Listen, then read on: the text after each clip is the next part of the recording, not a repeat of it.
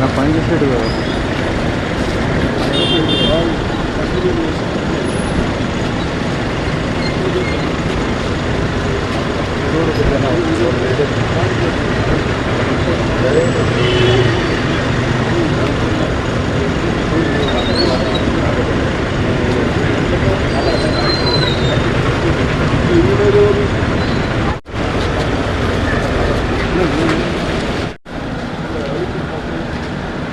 गाली के दाम दो 2 महीने चलने दो 5 तो काम भी नहीं पानी पूरे करते हैं क्या ये बातें ये स्टार्ट करेंगे मतलब 3 दिन में मुश्किल है समझ आया ना तो बैठे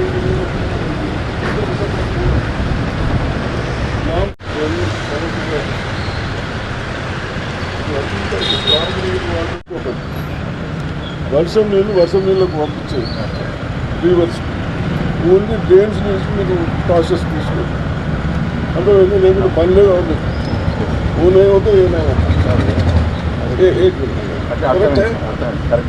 ఎక్కడైనా కానీ రెయిన్ వాటర్ సపరేట్ పోవాలి ఓన్లీ స్ట్రాంగ్ ఇది మన ప్రాసెస్ కోవాలి ఎక్కడైనా బాగా మీ అందరూ చదువుకుంటారు ఈ వాటర్ పోతే పందులు పండించుకోవచ్చు अच्छा पानी आता अलग अलग है सिस्टम है लोग कुछ नहीं अलग डालना पड़ता है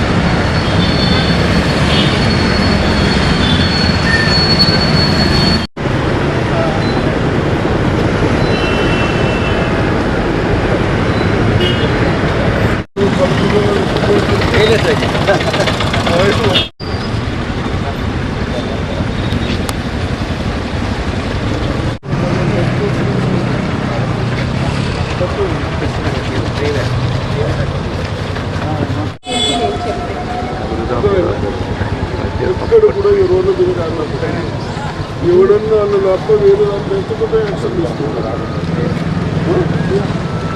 5 నిమిషాలు ఇంకే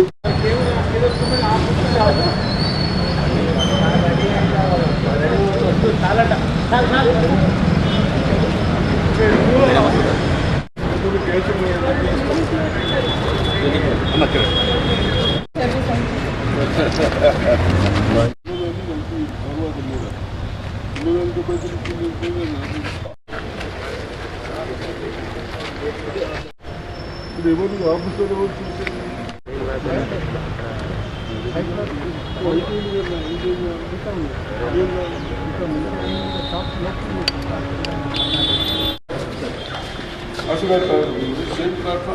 సేమ్ ప్లాట్ఫామ్ అట్లా ఎన్ని అవసరం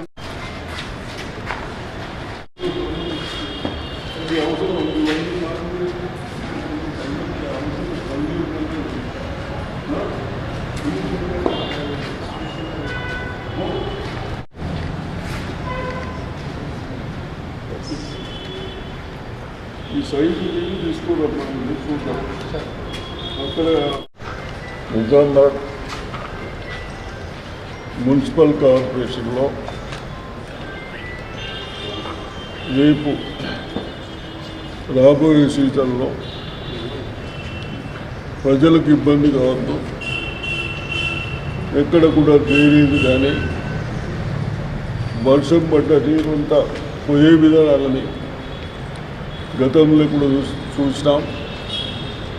కానీ ఈసారి ఇంకా ఎలా చేస్తే బాగుంటుందనే ఆలోచనలతో కలెక్టర్ గారు, నేను, కమిషనర్ ఉడా చైర్మన్ డ్రైవర్ గారు అందరం కలిసి రావడం జరిగింది.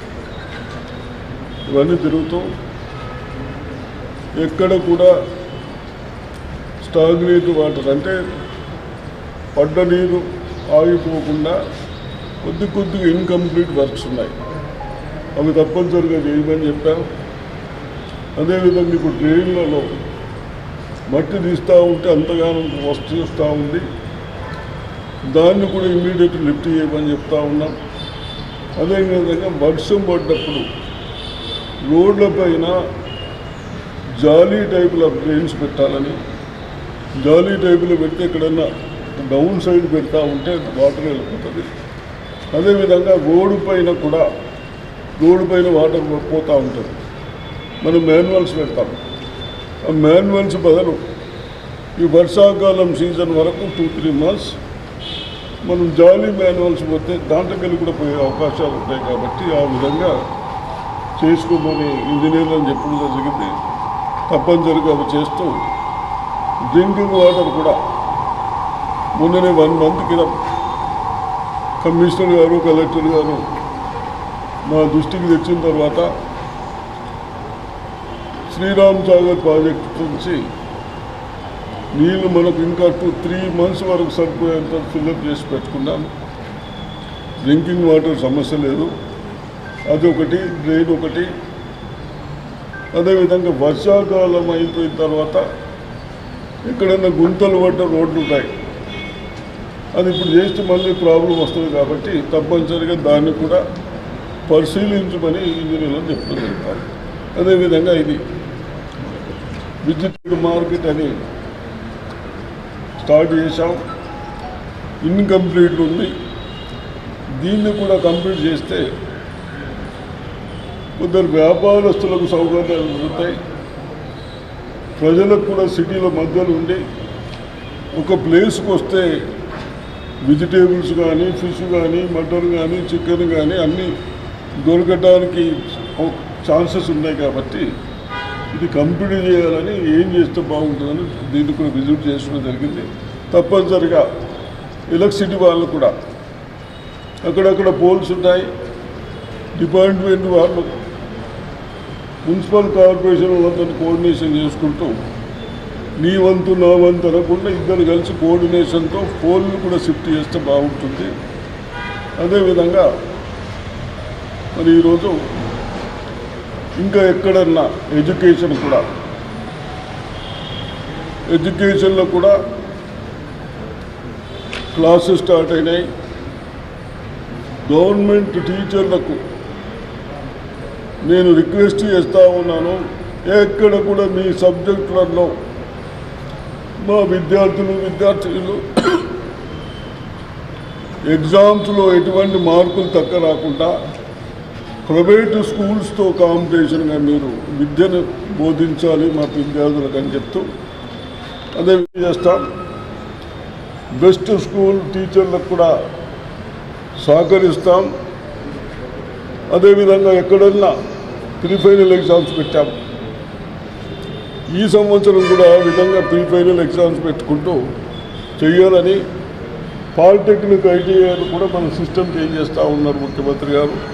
అవి కూడా రేపు 10 days లోపు సిస్టమ్ వస్తుంది, దాన్ని కూడా స్టార్ట్ చేస్తాం. అంటే విద్యా వ్యవస్థ కానీ పని చేసుకునే వాళ్ళకి పని కల్పించడానికి టెక్నికల్లీ బాగా చేస్తే వాళ్ళు ఎక్కడైనా పోయి పని చేసుకోవడం విధంగా ఆలోచించుకుంటూ చేస్తూ ఉంటాం. కాబట్టి తప్పనిసరిగా అవన్నీ చేస్తాం.